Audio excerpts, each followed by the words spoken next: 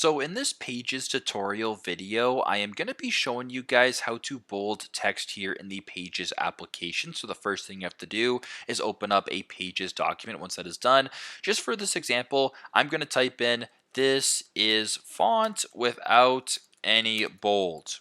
So as you can tell, the font is default, the font is normal without any bold added. Now if you wanted to, for example, type in all bold, simply just go to the right hand side of your screen to where there's this capital B. If you have it over top of it, it says make text bold. Simply just press on that. So this time when you're typing, "this is font with text bolded." Just like that. Now, if you wanted to maybe bold some text that's already been written but is not bolded, simply just highlight the text you're looking to bold.